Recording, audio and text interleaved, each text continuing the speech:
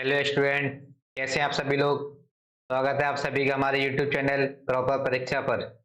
बेटा जो आज की जो क्लास रहेगी आपकी, आज की क्लास रहेगी आपकी एक्सरसाइज 3.2। ठीक है, प्रश्नावली 3,2। ठीक है, अभी जो पढ़ के आ रहे हैं पिछली क्लासों में हम चैप्टर 3 पढ़ा था हमने। चैप्टर 3 की पहली एक्सरसाइज कंप्लीट हो गई यहाँ पर। अब चल रहा है बेटा दूसरी एक्सरसाइज यहाँ पर स्टार्ट होने वाली है। ठीक है ना, अभी स्टार्ट कर रहे हैं जस्ट हम। ठीक है, सबसे पहले आप ये देखें जितनी भी हमारी पुरानी जो क्लासें हैं उन सभी को आप देखना चाहते हैं। ठीक है, डिस्क्रिप्शन में लिंक दिया हुआ है बेटा, जाकर आप एक बार वीडियो को जरूर देख लें। बेटा एक मैथ ऐसी चीज है, आप जितना आप इसका रिवीजन करेंगे, ठीक है, जितना आप बारीकी से इसको समझेंगे एकदम समझ में आ जाएगा। ठीक है, ऐसा नहीं है कि मैथ का कोई हवा हो समझ में ना आए आपके। तरीके से सबसे पहला सवाल है इसमें, निम्नलिखित प्रश्नों में से प्रत्येक प्रश्न का उत्तर दीजिए। कार्तीय तल में किसी बिंदु की स्थिति निर्धारित करने वाली क्षैतिज और ऊर्ध्वाधर रेखाओं के नाम बताइए। ठीक है, what is the name of horizontal and vertical lines draw to determine the position of any point in the Cartesian plane. ठीक है, कार्टेशियन प्लेन मैंने बताया था, क्या बताया था आपको, निर्देशांक तल। ये बना के दिखा दूं आपको। सॉरी बेटा, लाइन थोड़ी टेढ़ी होगी। ठीक है, फिर से बनाते हैं। अगर यहाँ पर एक लाइन खींची आपने कैसी, हॉरिजॉन्टल, दूसरी लाइन खींच दी आपने वर्टिकल। इस लाइन को क्या बोलते हैं आप, क्षैतिज लाइन, क्षैतिज रेखा। तो क्या बोलते हैं आप, ऊर्ध्वाधर रेखा, ऊर्ध्वाधर। ठीक है, यह सवाल में क्या पूछा था, क्षैतिज और ऊर्ध्वाधर रेखाओं के नाम बताओ। बेटा ये जो रेखा होंगी ना इसको बोलेंगे हम वाई एक्सिस, वाई अक्ष। आंसर लिख देता हूं यहीं पर ही इसका, पहले वाले का। इसको बोलेंगे वाई अक्ष और इसको बोलेंगे हम एक्स अक्ष। क्या बोलेंगे इसको, एक्स अक्ष, और इसको बोलते हैं वाई अक्ष। इसको बोलते हैं एक्स अक्ष, इसको बोलते हैं वाई अक्ष। ठीक है, आई होप मैं समझता हूँ ये सारी बातें यहाँ से आपके समझ में आ रही होंगी। मैंने कार्टेशियन एक प्लेन भी बना के आपको दिखा दिया है। ये क्या होगा, मूल बिंदु। दूसरा सवाल था इसमें, दूसरा सवाल था इन दो रेखाओं से बने तल के प्रत्येक भाग के नाम बताओ। ठीक है, what is the name of each part of the plane form by these two lines. बेटा ये दो लाइन आपस में बेटा इंटरसेक्ट कर रही है ना, एक दूसरे से गुजर रही है। इससे बेटा कुछ चार भागों में इसको बांट दिया गया है, एक दो तीन चार। अब यहाँ पे यही पूछा है कि उनके आपको क्या बताने, नाम बताने। अब इसका नाम क्या है, इसको बोलते हैं चतुर्थांश।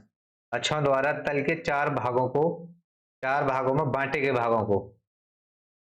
सेकंड का आंसर में आप लिख सकते हो बेटा, क्या लिखोगे, अक्षों द्वारा तल, अक्षों द्वारा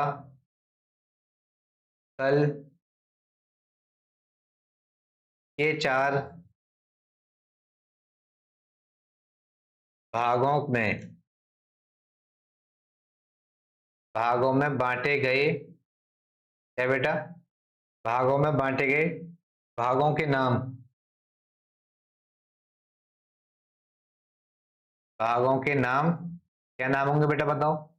अब इन सभी को क्या बोलेंगे, इसको फर्स्ट सेकंड थर्ड, लेकिन सभी को क्या बोलेंगे, चतुर्थांश। क्या बोलेंगे बेटा, चतुर्थांश, चतुर्थांश। क्या बोलते हैं इसको, चतुर्थांश। ठीक है, यही आप लिख लें। अब थर्ड पॉइंट आपका, उन बिंदु का नाम बताइए जहां से दो रेखाएं प्रतिच्छेदित करती हैं, करती होती हैं, प्रतिच्छेदित होती हैं। बेटा यहाँ से दो रेखाएं आपकी गुजरती हैं, एक दूसरे को इंटरसेक्ट करती हैं। किस पॉइंट पर करती हैं, इस पॉइंट पर करती हैं। इस पॉइंट को क्या बोलते हैं, ओरिजिन। ठीक है बेटा, ये सारी बातें ने बेटा मैंने इंट्रोडक्शन जो वीडियो थी वो सब समझा दिया है। ठीक है, आप वहां भी जाकर देख लो, यहाँ भी समझ लें, कोई दिक्कत नहीं। और हिंदी में बोलते हैं इसको मूल बिंदु, मूल बिंदु। ठीक है, ये कैसे लिखोगे आप, ये दोनों रेखाएं अक्ष एक दूसरे को मेल बिंदु पर काटती हैं।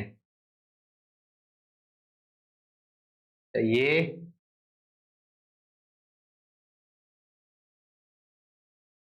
दोनों रेखाएं,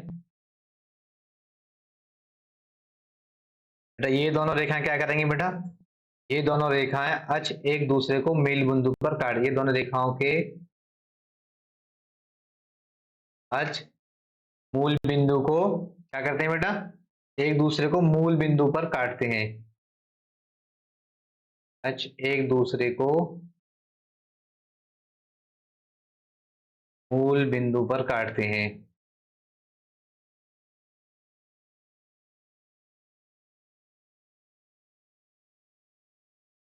ठीक है बेटा, इसी को क्या बोलते हैं, मूल बिंदु।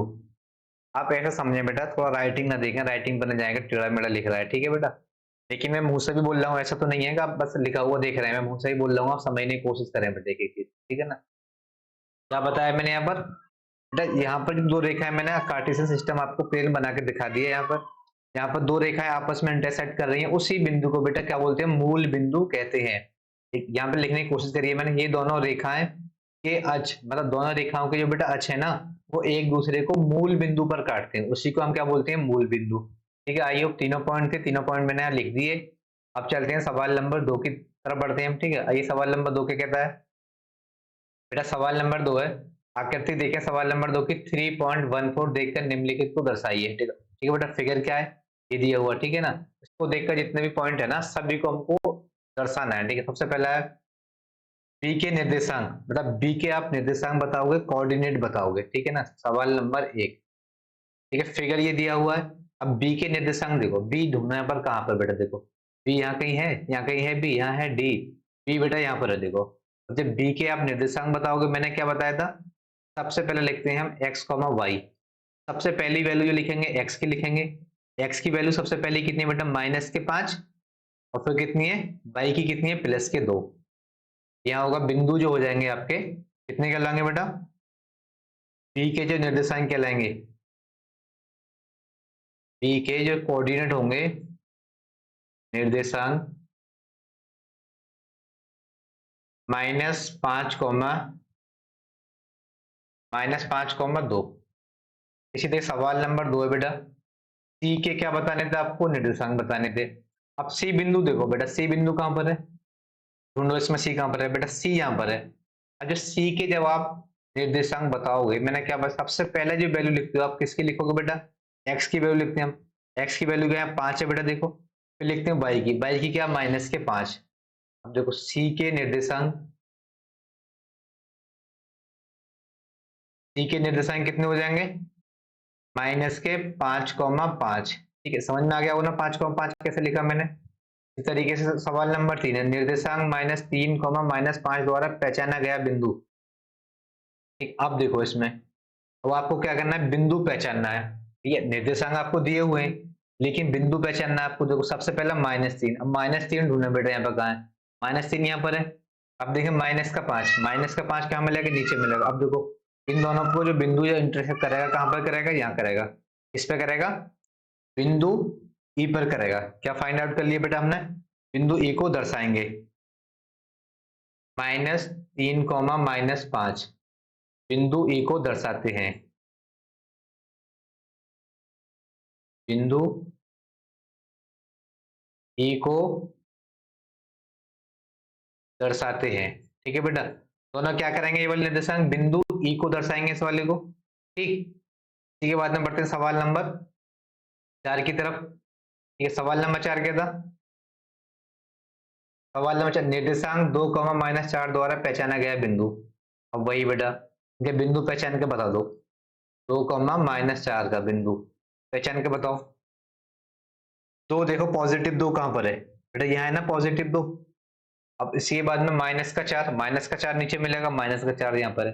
किस बिंदु पर मिलेंगे बेटा आपस में आके, ये जी पर आकर मिलेंगे। क्या बिंदु दिया हुआ है यहाँ पर, 2, 3 का बिंदु क्या है बेटा, जी को दर्शाते हैं। इस तरीके सवाल अगला देखें, सवाल नंबर 5, डी का क्या करना है बेटा, भुज बताना है। मैंने भुज क्या बताया था आपको, जो वीडियो थी इंट्रोडक्शन की वीडियो, उसमें भुज बताया था मैंने आपको। भुज बोलते हैं एक्स की वैल्यू, ठीक है, एक्स एक्सिस की जो वैल्यू होती है भुज होती है, और कोटि होती है वाई की वैल्यू। ठीक है ना, वाई अक्ष पर जो वैल्यू होती है वो कहलाती है कोटि। अब देखो बताओ, डी का भुज बताना है आपको। ठीक है, सवाल नंबर 5, आ जाओ भैया सवाल नंबर 5 की तरफ। बिंदु डी का भुज, बिंदु डी का भुज, ठीक है, डी का भुज बताओगे आप। देखो आ जाओ बिंदु डी पर, बिंदु डी कहाँ, बिंदु डी यहाँ पर है बेटा। ठीक है, बिंदु डी मैंने क्या बताया था, यहाँ पर आप वैल्यू कौन सी लोगे, मान के लोगे आप यहाँ पर एक्स एक्सिस का मान लोगे। बिंदु डी का भुज कितना हो जाएगा, 6 है। ठीक है बेटा, दूसरा सवाल है बिंदु एच की कोटि, कोटि क्या बताया था मैंने, याद करो, इंट्रोडक्शन वीडियो में बताया था, वाई अक्ष पर जो मान होगा वो कहलाएगा कोटि। अब देखो बिंदु